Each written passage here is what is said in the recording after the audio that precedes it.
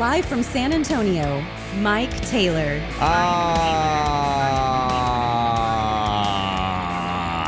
Yes. Me llamo Miguelito Antonito Taylor. Morning. It's Tuesday. It is Asswhip Tuesday. Boy, is it ever. A quick turnaround from last night's 8 o'clock p.m. Taylor After Dark, but it's okay. We owed it to the people. We owed it to Thunderdome to burn the midnight oil last night with an 8 o'clock start time and then get back in here and get back on schedule after we dissed you and shit on the listener on Friday by not being available for a show. And we're making up to not just you, but ourselves and our sponsors, and I haven't even showered, and it's Asswhip Tuesday, but I'm happy and we're ready to roll. I got a couple of Asswhips today. Asswhip number one. I pride myself as a man of football integrity and genius. Dude. I don't know if I'm going to be putting on this headset again. So I got roped into fantasy football this year, okay? I'm playing in a league that my cousin started, and it's just a bunch of our family members. Well, it's just for funsies, $50. I haven't even looked at my team. I let I think it was Yahoo, I want to say. I let Yahoo auto draft my team, and I looked at my roster like all at once, and it was dog shit. And it's my fault for not showing up at the draft and partaking in it.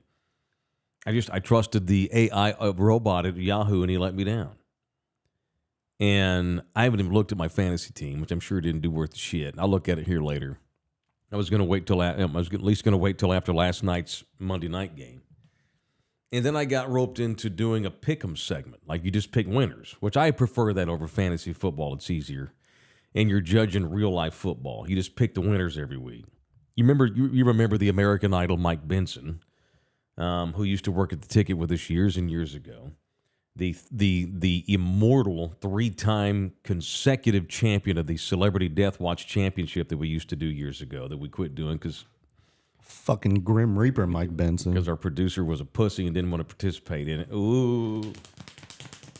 Probably bring that back if ever. We should bring that back at some point. If we ever have another ensemble scene, we can get 3 or 4 or 5 people involved, you know? Yeah, I believe you canceled it, didn't you? I did. You canceled this season. I wasn't getting any participation from half of the league, and Benson kept winning because of that.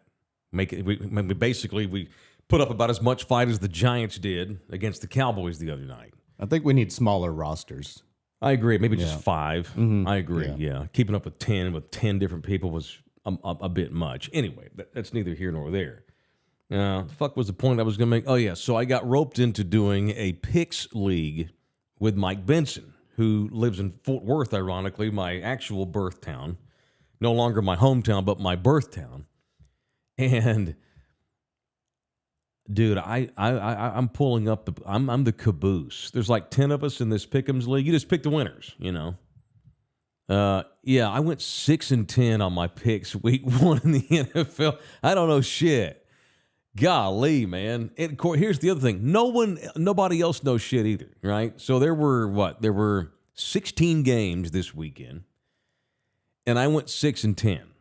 But the person that won the week only went 10-6. Wasn't like, you know, so I'm only 4. I went 6-10, and I'm only 4 picks behind first place now.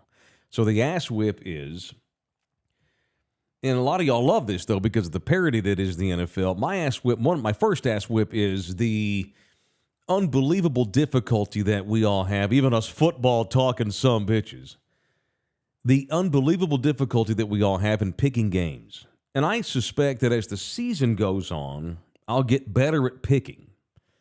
Because you just don't know who's going to win. You know, it's hard to predict the NFL anymore. It used to be easy shit. There were, back 20 years ago when I was in these pick'em leagues, I'd have weeks where I'd go like 13-3, 14-2 on picking winners. But boy, this weekend, my worst weekend ever, I go 6-10.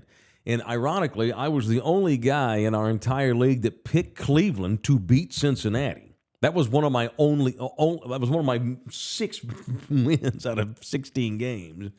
I picked the Browns to beat Cincinnati because I think Deshaun Watson is going to get back to that MVP level he had the second year to last he was in Houston. All right, that's Asswhip number 1. LG, do you have an Asswhip on this Tuesday morning, sir? The dude who rolls up, say you're at a red light, the dude who rolls up next to you when there's plenty of room and has to get perfectly parallel with your window so he can just look over at you while you're sitting there at the light. That dude is an asswhip. People who do that is an asswhip. Does that happen to you often? For some strange reason, it happened like 3 times in one day the other day, and like on the same trip. And I was just like, yo, like, so I'd inch forward, and like this one guy just kept inching. Like, and I was like, bro, I don't want a view of you. You know, like, is that antisocial behavior? Is that just like my generation now, or?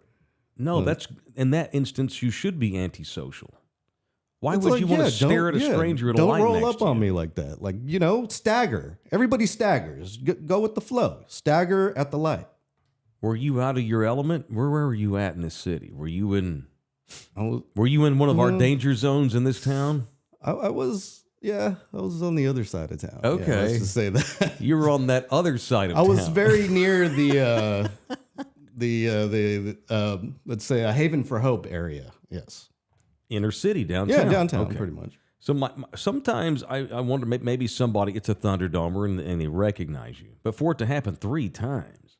I just thought it was just people being just weird, you know. It's just So you but it drive an does old- happen a lot. It just happened a lot that one day. But that's an ass whip. Like, why don't y'all stagger? Just stagger it up. You know? drive an old car.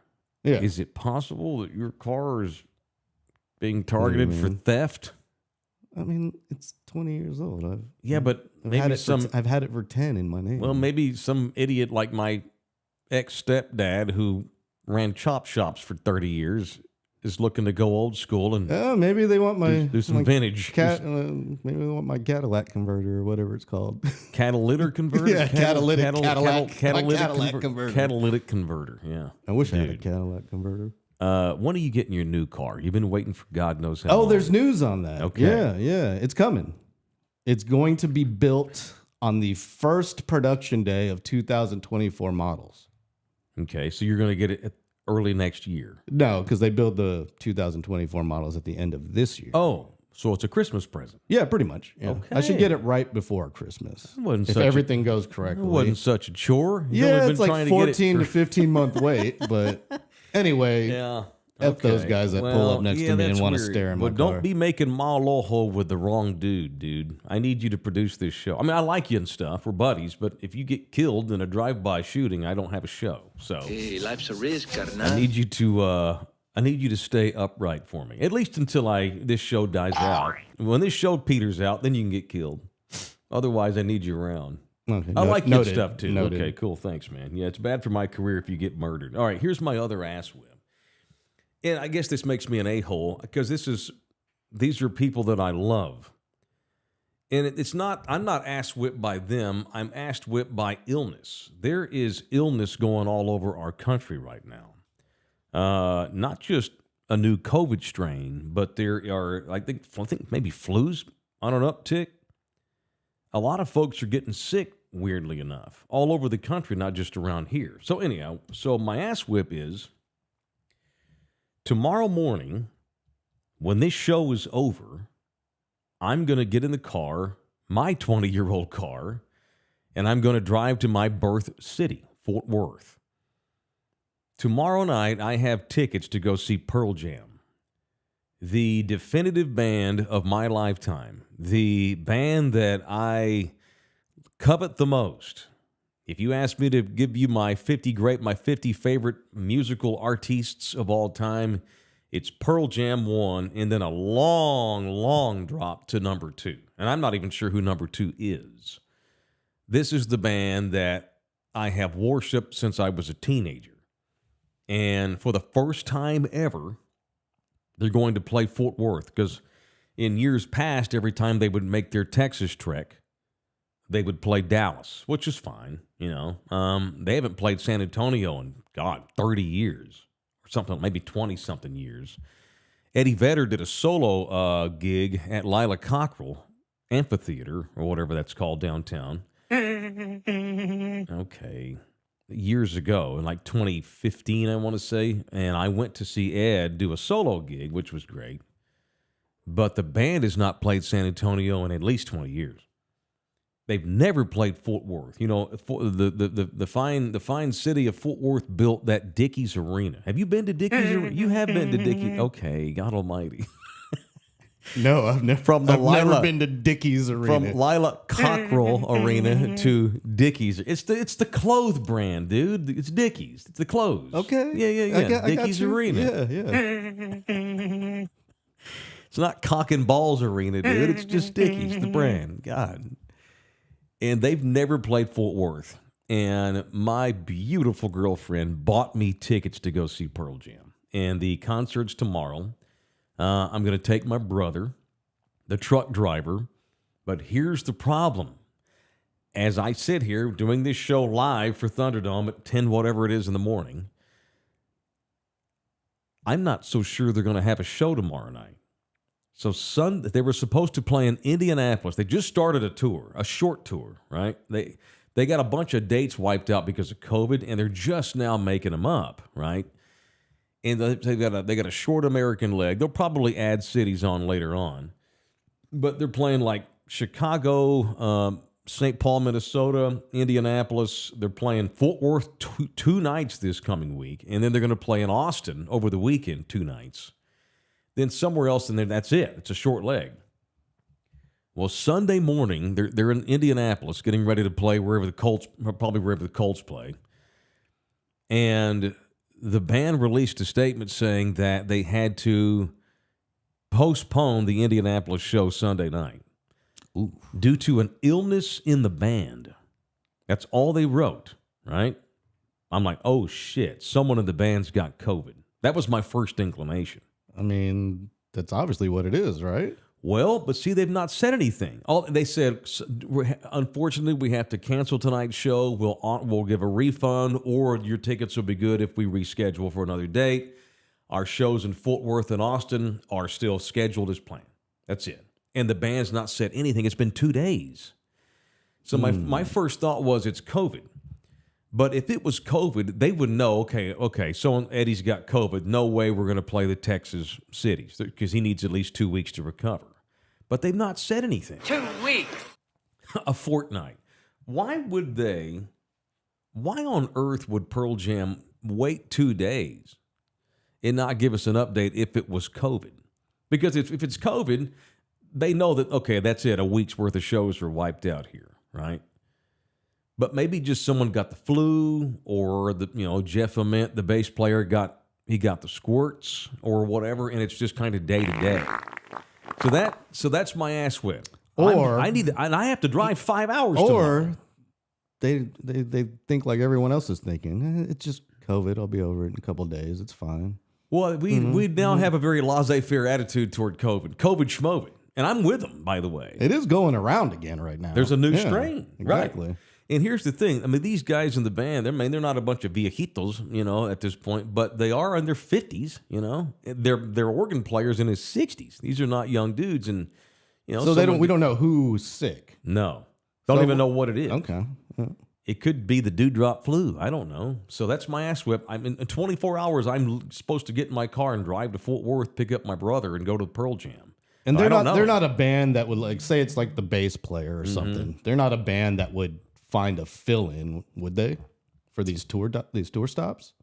Well, no, and I'm not. No, they wouldn't, right? No, they're it's them. Pearl Jam. Okay, some bands, they don't mind throwing a fill-in here or there. Well, it's not Coheed and Cambria, dude. It's Pearl Jam. I know. Okay. No offense to Coheed and Cambria, who's getting ready to play in town, I think. Anyway, so I don't know what I'm going to do. If I drive all the way up there and they cancel, at least the silver lining is I can see my other kid, my 22-year-old, because I'm going to stay with them. I'm going to stay with my 22-year-old and boyfriend tomorrow night, and then just come home. I'm going to do the show from my kid's apartment Thursday morning, and then drive home. So I'm in a conundrum. But I'm not mad at Pearl Jam. Illness is illness, but kind of need an update, boys, on what's going on, so I can make plans. Whether if they're not going to have a show, I'm not going to drive all the way to Fort Worth tomorrow for nothing. I'll make the best of it, and hang out with my kid, but I can see my kid anytime. This is different, and I've not seen Pearl Jam in years. All right, I got 4 kids to feed. It is Mike Taylor Live on YouTube and Spotify and iHeart and all of the platforms. We beseech you to become a subscriber to this thing. It's absolutely free to do so. We beg of you to become a member. That's what's going to keep us employed in 2K23.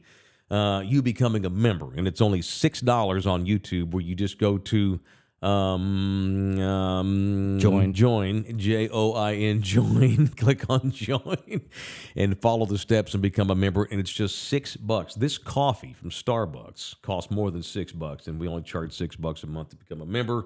Which, by the way, hint, hint, wink, wink, coming up this morning at 11:30 Central Texas time, we're going to drop a live members-only show for only members, not subscribers, members. If you're not a member, you can't watch that shit. All right, so that's coming up this morning at 11:30. I'd buy that for $1. All right, show brought to you in part by Live Oak Vodka, the official vodka of our people, our Thunderdomers. I highly recommend Live Oak Vodka. I'm biased because they're a Texas vodka, but it's just really darn good. A lot of times when I'm at a club or a bar and I'll have a cocktail, I'll have vodka. And I am pretty picky about my vodka because I like vodka, but I know good vodka. I know shitty well vodka, and I know high quality. And Live Oak is high quality. I'll get a little Live Oak vodka, a little bit of lime, just a skosh of club soda, and that's all I need, and I'm good to go for the night. It is the 2022 Ultimate Spirits Challenge. 91 score is what they got last year in the Super Bowl of distilleries and spirits and such. And it's made right down there in Beeville at Coastal Bend Distilling. It is the official vodka of Thunderdome, Live Oak Vodka. Okay.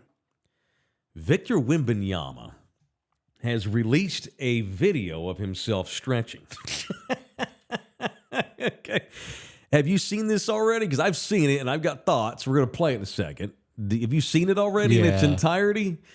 I've got many thoughts. Let's fire this off. He posted this, I think, on TikTok or some shit, but it's going on. It's now gone viral. Here's 7'4" Victor Wembanyama showing off his ability to stretch while working out in the gym yesterday on Taylor. Okay. No audio because he's playing some kind of hip That's all hop. good. Look how long that back is. Good God, he's so thin. Look at that. Dude. Good Lord. One of his legs is like as tall as me. He can touch the bottom of his feet without bending his knees. Look at this shit. Here comes the groin tear. Oh, shit. I wonder what the span is on the splits right there. The wingspan's like 8'5". His arms. What are his legs? 7 feet? Yep, there you go. Good Lord, son. Summer is almost over. Yeah, summer is almost over. Here we go. Let's see the splits again. God. I mean, that's good God. Can you even touch the top of your toes? I know you probably can't grab the back of your feet sitting on your butt. You can't. I could try it, but I'd be off camera though, huh? Like I can't. I got the wide shot. Do you have one here? Do a wide shot. Let's see if it picks it up. Okay. Let's see if I see. I can't. What do you mean? Like, what are you trying to do? You're trying to just bend down and grab the back of your feet? I can't even bend down without bending my knees. I'm gonna Well, try to. You got problems. Here we go. Okay, I barely got it. God. What do? You touch your toes? The top of my toes. Oh, okay. That kid can sit on his butt and touch the back of his feet. Good Lord. He's flexible as all get out. Jokes galore here in my head. Hey, mate, just go out there and be a wiener hitter for the Spurs. That's great that he's flexible. You know, it's funny because people overreact to that video. Like, oh, yeah, this is proof that he's going to be first team All-NBA. Okay. Every guy in the NBA can touch the back of his feet. My God. Do I need to scoot over this way? A little bit, yeah. Okay, that way. How's that? Okay, Yeah, sorry. I got off. Center up. Yeah, center up. LG gets pissed when I stand up and do bits. All right, so that's it. I just wanted to show y'all that. That is, look, man, I love this kid. I'm so fired up for the Spurs. I cannot wait for it. We're going to have some watch parties. We're going to watch the first game, the Dallas game, on, I think it's October the 25th, Wednesday night on ESPN. At the Ringer Pub, our side piece bar outside of McFinnigan's. All right, speaking of the Ringer, let's get into some football talk today. So we started this show at 10 a.m. and I hadn't seen, I hadn't looked at anything. But I'm assuming, like I don't know if the Jets have said anything. We are awaiting official word on Aaron Rodgers last night. A disastrous start for both New York teams.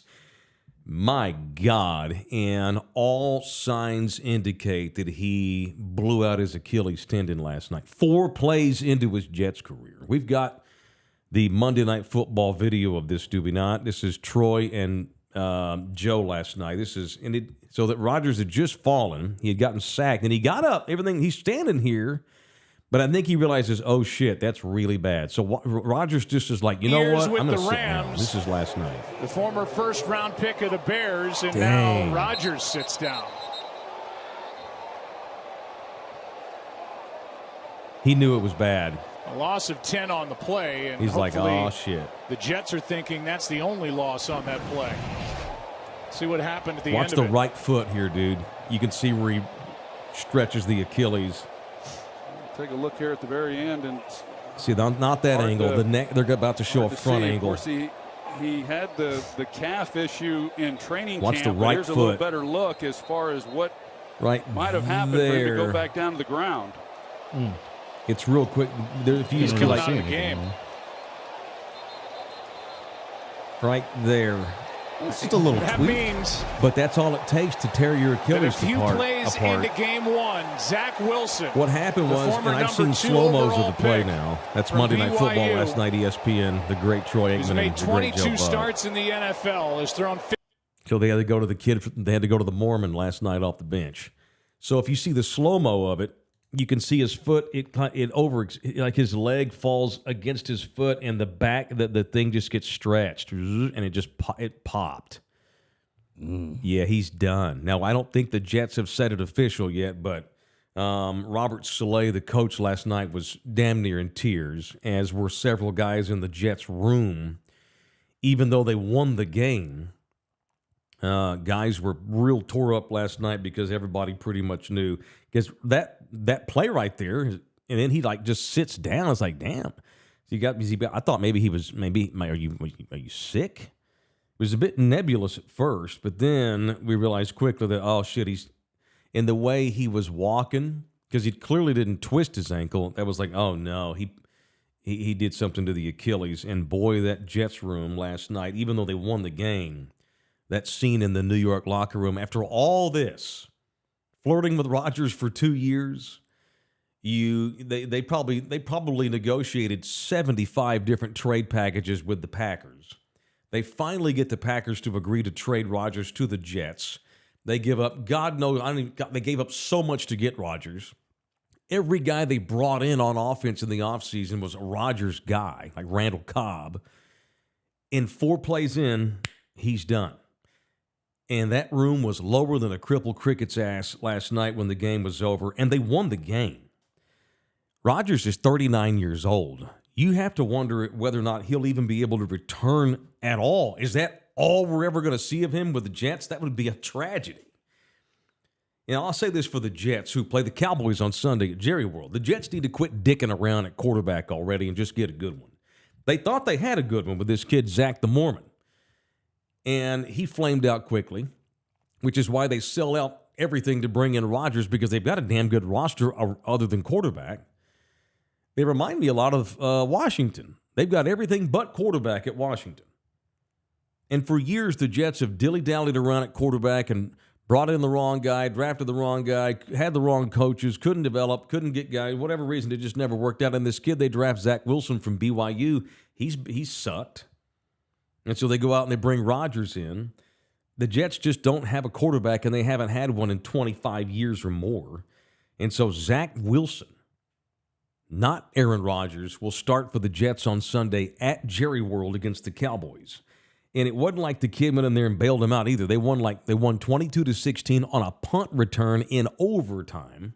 The defense won that game. So the Jets won that game last night because of 3 things. Their defense, the punt return, obviously, in overtime. Zach Wilson didn't even score for the Jets in overtime. He had a punt return. And Austin's own Garrett Wilson, the rising star wide receiver for the Jets, had a brilliant catch last night because of a shitty throw by Wilson, where he dives in the corner of the end zone. The pass is off. Wilson has to reach over with his right hand and literally tip the ball, volleyball style, to himself while in the air and falling backwards, and catches the ball for a touchdown for the Jets. It was an incredible catch. And so there ain't no reason why the Cowboys should not whip the Jets on Sunday. Not 40-0, but I mean, 27-17. The Cowboys should win by 10 points or more with Aaron Rodgers now done. So this is great for the Cowboys, boy. Looking like a 2-0 start to me. And, and the Jets now losing Rodgers also takes a little bit of pressure off of Mike McCarthy and Dak Prescott, because those two are now working together during the game for the first time because McCarthy's is in Dak's ear calling plays. And that thing didn't look awesome in the Giants game. Now, granted, they didn't get a lot of opportunities because of how the first half went. And hell, even the one long pass the Cowboys, quote-unquote, completed was a pass interference call. So the offense was not exactly awesome the other night, but they didn't get a lot of opportunities. And I expect a little bit of rust because of communication with Dak and McCarthy and running the West Coast offense here in the first 3 or 4 weeks of the season. And Rodgers going down, it buys the Cowboys some time. It buys McCarthy and Dak a little bit more time to get their stuff right, because now, they shouldn't have to be playoff ready, those two, in their psyche and their communication, in their in-syncness, I should say. It doesn't have to be playoff form right now. They just need to be okay. They don't even have to be great Sunday. Just be good, run the plays, and don't fuck up, turn the ball over, and let the defense and special teams win the game for you, in which, by the way, we're going to do a full-blown, hour-long Cowboys Overreact Sunday presented by the Law Office of Orlando Kell. Sunday at 3:25 is the kick.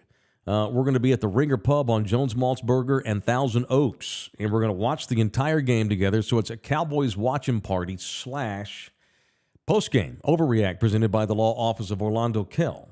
So get out there and have one with me on Sunday during the game, and then we're going to go on the air. We're going to go Iowa. Is that the proper phrase? We're going to go on the air. That doesn't ring. That works. No, that works. Work? Okay, we'll go live. Go live. We're going to go live. We're going to go live on all platforms. That's what I should say, right? Are we going to be on Twitter and Facebook or just YouTube?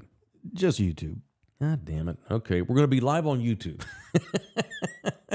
But that's okay, because if anybody wants to see it the next day, they can just watch it. But anyhow, come out there and watch it live, or come out to the Ringer and watch us do the show live on YouTube Sunday for an hour long. Cowboys Overreact after this game is over, and I anticipate the Cowboys to win, man, with Aaron Rodgers getting hurt. And if they don't, I'm going to be pissed. All right, this show brought to you in part by San Antonio City Soccer Club. These boys are fantastic. These boys and girls, I should say. They got over 1,500 players in this league. I just had lunch yesterday with somebody, and she's like, wait, SA City Soccer? My kid plays for SA City Soccer, plays on one of the teams. I'm like, that's terrific. That's the official soccer club of Thunderdome. We just built 8 new fields up on the far north side, and we're trying to get sponsors in there for these people. This is the premier soccer organization in all of San Antonio and the surrounding areas. Their fall leagues are about to start. Their fall tournament season's about to get rolling, and we want to put names on the pitches. We have 2 sponsors so far. We have 2 field sponsors, but we need 6 more in time for the fall club season. So hit me up if you have any interest in becoming a sponsor. It's only $1,000, man, and you get your business right prominently splayed all over the area. That right there is field number 1. That's Thunderdome Field, what you're looking at right now. That's presented by Sunburst Gymnastics, who was the first ever sponsor of one of our fields for the soccer club. And Nate over at Sunburst wanted to name the field Thunderdome Field. So how about that, man? That's so cool. You can call it whatever you want, and it's only $1,000 for the entire season. So if you're a company, maybe you got to do some tax write-off incentive stuff for as a gift or whatever, or maybe you got 10 buddies, y'all want to go halfers on it or whatever. Just hit me up, slide into my DMs, or shoot me an email at MikeTaylorShow@gmail.com. Okay, that being said, let's move on. I have some other takes on last night's Monday night game, and it has to do with my Dak. Everything turns into Duck and Dak, as it pertains especially to football and quarterbacks specifically. But Josh Allen, there ain't nobody alive right now with a heart in his chest that's working that would tell you that they would take Dak over Josh Allen, the Bills quarterback. Nobody would. Not even me. I'm not saying that I would take Dak over Josh Allen. But what I am saying is that the difference in the NFL between, I mean, look at last night. The impact that Rodgers' injury is going to have on New York, and that's a team built for a long run. They're good, but now they have, this kid Zach Wilson better figure it out. And it's not like he sucks. He just sucks comparatively because there's only 32 of these things in all of the NFL, in all the world, and the Jets just lost one of their 32. 32 of these things being starting quarterbacks in the NFL. There ain't but 32 people on this planet worthy to start for an NFL team, theoretically speaking. And the difference between being good and elite, and I mean, hell, there's even probably a tier in between good and elite. You've got good, you've got really good, and you've got elite, like tier 1, tier 2, tier 3. The difference is so finite, man, because these kids are all so talented. But again, I go back to what I said about Josh Allen. Nobody in his right mind would take Dak Prescott over Josh Allen. However, tell me what Josh Allen has done for the Bills that's so substantially better than Dak. At the end of the day, bottom line is what it is. Josh Allen, since 2018, leads the NFL with 84 turnovers. He had 4 last night. 4. Three of them went to the same damn dude. Was it Jordan Whitehead, the safety for the Jets, had a 3-pick night last night against Josh Allen. Josh Allen leads the world in turnovers since 2018. More than Dak, who led the NFL in picks last year, granted. Josh Allen is now 0-5 in his career in overtime games. The only thing that really truly sets Josh Allen apart from Dak is the rushing. Josh Allen is a rushing sumbitch. Josh Allen will probably run for 500 yards this year. And from the quarterback position, that's fantastic. It's elite. That is what separates.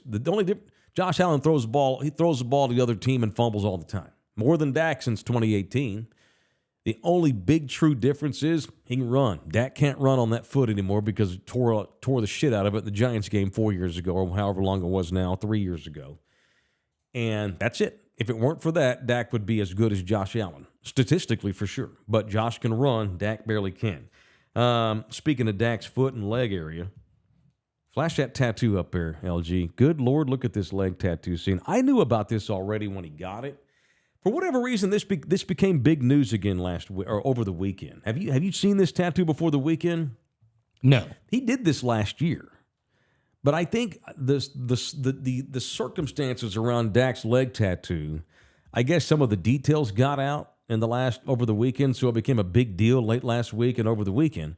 I knew he had gotten this tattoo months ago, but it turns out that this tattoo you're looking at here, if you're watching, and that's only the front part of Dak's leg. It goes all the way around his leg, the whole thing. This thing here took 11 hours. He didn't want to do it in like several parts. He wanted to just get it out of the way in one day. Dak went in some tattoo shop somewhere in the Metro Sex, laid there for 11 hours, had to be sedated for the entire thing. What is he, a giant pussy? Dude. I mean, who gets sedated for a tattoo? Oh, dude, look at how much ink he's got. That's 11 hours. I think my brother had 2 tattoo artists working on him at the same time for like 11 hours on each arm, like a sleeve. So, and if you're listening and you're not watching, go look it up when you get a chance on your phone or whatever. It's so elaborate. Is that a fucking moose? It's a moose. Jesus Christ. He also pays tribute to his late mom, his late brother. Yeah, I'm sure it's very sentimental. He has but it's a moose. He has the Dallas skyline on this thing. He also has the skyline of the trailer park in Louisiana that he grew up in, to remind him of where he came from. Oh, no, that's pretty cool. That's pretty dope. Yeah, that's pretty cool. He's got the Dallas skyline and the trailer park on his leg. It means a shit ton to him. It's crazy. You got some dice on there. What does he not have on I don't there? know, dude. I need to get when I go home, I'm gonna look at the whole panoramic view of this. Yeah, we need whole like thing. a 3D render of this so we can go around it. Yeah, for sure. And so that got out last week that he had to be sedated, and it pissed. I don't know if it pissed Jerry off, but it freaked Jerry out. The Cowboys, they had no idea how. They didn't know. Oh wait, so he not only was he sedated, he had 2 doctors there standing by in case something went awry. That's a shit ton of ink to put into your skin, and to be sedated for that long. I don't think. I mean, people undergo like 15-hour surgeries and shit, but that's like for kidney transplants. He's just doing a tattoo. And so it's like, so I think Jerry found out for the first time recently, so he was asked about it, and Jerry's basically like, well, I mean, what can I say? It was last November. It's done. He didn't tell us, and so it is what it is. So there's Dak's leg that he'll be running out with again on Sunday with the Jets coming into town with no Aaron Rodgers. All right, show brought to you in part by R&R Auto Glass. They are easy to find right there by the airport at 281 in Tacoma. They take all insurances. They are Poodle San Antonio, locally owned and operated. They are fast. If you have a busted glass in your car, you ain't got time to wait around 3 or 4 days to get that car back on the road. These people at R&R will take care of it today. Today. And when you go in there and mention me, you'll get the Taylor hookup. Get the Taylor Especial. It is the official auto glass repair company of us. It's R&R Auto Glass, the website rnrautoglass.com. Not R&R as an R and ampersand or whatever that little symbol's called. The letter N, RNR, autoglass.com, rnrautoglass.com. Okay. Let me end with, and by the way, we have a special members-only edition coming up at 11:30. Today in members only, overreaction to the college football weekend, and a female Texas teacher diddling report will all come down at 11:30. But let me end this portion of the show by bragging. I'm gonna put it on. I'm gonna put mine on the table. That's me putting mine on the table. The job that my man Quinn Ewers did in Tuscaloosa Saturday, that was big. That was big D energy, is what that was. I have loved Quinn Ewers since he was playing up in Fort Worth, in my home, my birth city. Played at South Lake Carroll, suburb of in Tarrant County. A kid who sat out. He was so talented. He sat out his senior year to protect his health, and he had a scholarly that he accepted at Ohio State. He enrolled at Ohio State early. He got like $1 million from different companies and stuff in and around Columbus as part of NIL deals to go up there and not play his senior year of high school. Didn't work out. Didn't beat out C.J. Stroud, who's a starting quarterback in the NFL, so that's fine. Transfers to Texas. Shows up last year with that creepy-looking mullet that so many of these kids have now, that shaved on the side, long on the top. It looks very 80s girl white trash. This big, like Patrick Mahomes just cut his off. And Quinn Ewers decided to get rid of his too. Quinn showed a lot of flashes. He showed that brilliant talent last year, but he was rusty because he hadn't really played in 2 years. He beat the shit out of Oklahoma 49-0. He played his balls off in the Alabama game last year in Austin. But he was up and down, and he hadn't played in 2 years. Boy, and so what does Texas do in the offseason? They go bring Arch Manning in. So good luck to Quinn Ewers keeping the job, right? Well, shit. No one's questioning him today. Arch Manning going to have to wait. Arch Manning, now you talk about making NIL money. Arch Manning's making more money than Davy Crockett right now off the field in NIL money. But Quinn Ewers is the starter. Not like Quinn's making some money too, I'm sure. That was a series of big ball sorties that he levied upon that Bama secondary. He showed why he is probably a future starter in the NFL himself. That was badass. That was big balls to go into Tuscaloosa, play that way. The whole team deserves credit, but Quinn Ewers took that job by the yin-yang, and he won't let it go unless he just gets hurt. And he's not going to just all of a sudden have a drop-off in ability and play. I picked Texas to win the conference because of Quinn Ewers, and I think that their defense is good. And their offensive line can only get better. It was shitty last year. And I believe in Steve Sarkisian. Dare I say, after 15 years of me bagging on Texas because they were soft, You know, I've always talked about the soft underbelly. Oh, it pisses off them Longhorns. Shark sticks them. Right in the, they get mad at me. They get mad at me for pointing out facts. This is a Longhorn football team that's got balls, and it's been a long time since that's been able to be said. And in no point, Sam Ehlinger was scrappy, but at no point in the Sam Ehlinger days that I think, okay, well, the program's got, you know, they've got this toughness that they need to go along with all this talent. Longhorns are getting coached, finally.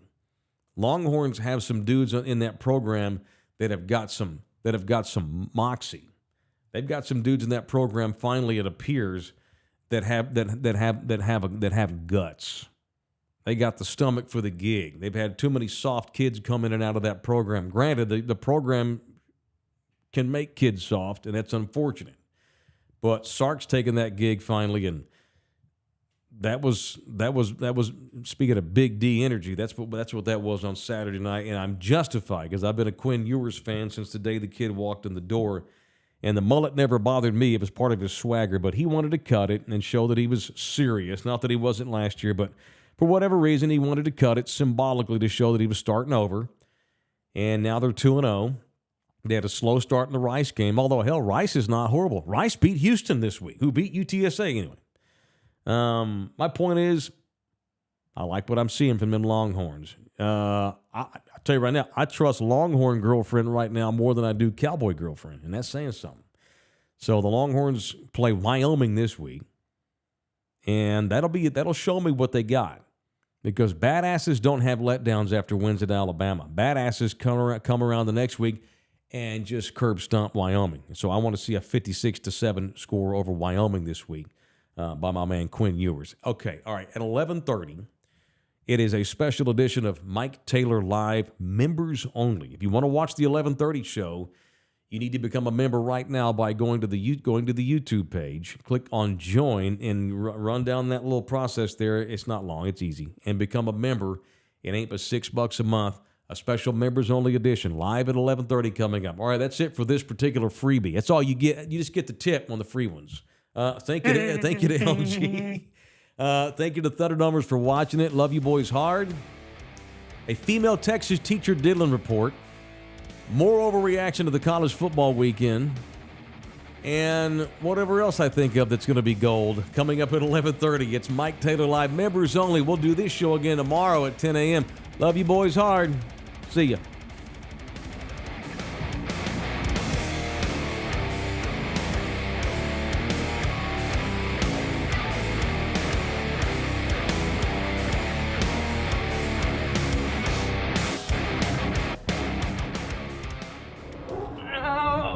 Come back, you puppy! This program was made possible by contributions from viewers and listeners like you. Thank you. This